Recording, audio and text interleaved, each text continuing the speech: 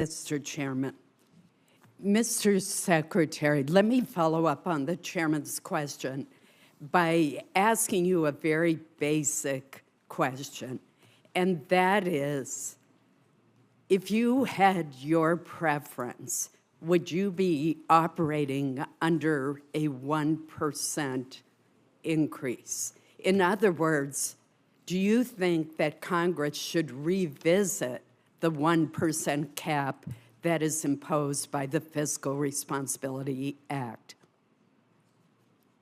Certainly, the cap makes it more challenging and forces us to make choices that if we didn't have that cap, we obviously wouldn't have to make. So, yes, it does provide more challenges, but certainly we have worked hard to link our request to our strategy, and as much of our strategy as we can support, we're going to support.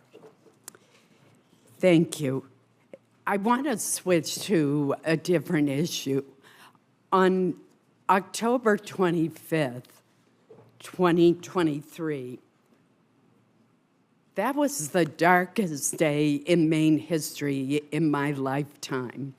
18 Mainers lost their lives, 13 others were injured in the worst mass shooting that we have seen. The killer, Robert Card, was a sergeant first class in the U.S. Army Reserve. The governor of Maine established an independent commission that has issued an interim report. And that report included several very troubling findings about missed opportunities to prevent this tragedy. For instance, mental health providers recommended to Mr. Card's Army Reserve unit that, quote, measures be taken to safely remove all firearms and weapons from his home. Well, the Army Reserve unit took appropriate action to reserve Mr. Card's access to military weapons. This recommendation was never communicated by the Army to relevant law enforcement agencies in Maine. We had members of Mr. Card's unit raising alarms with their supervisors about their fear that he was extremely dangerous. He actually assaulted a fellow soldier. He was institutionalized for 2 weeks at a hospital for those with mental illness in New York State while he was on drill.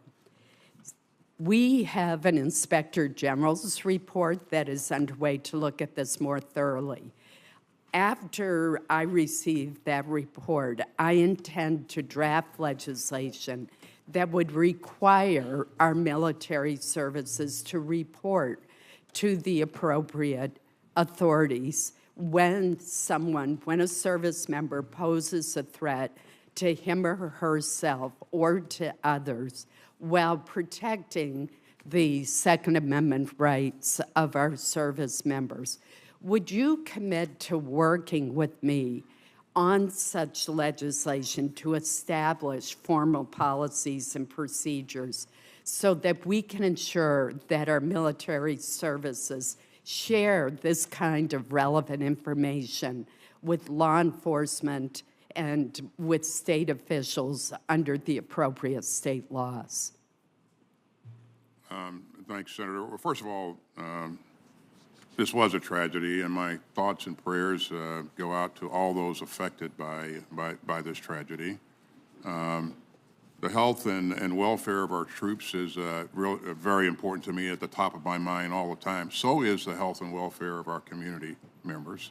And so absolutely, we will work with you to ensure that we have the mechanisms to, where appropriate, pass relevant information to authorities. And so I look forward to my staff engaging your staff on this issue and going forward. Thank you very much. Senator Shaheen.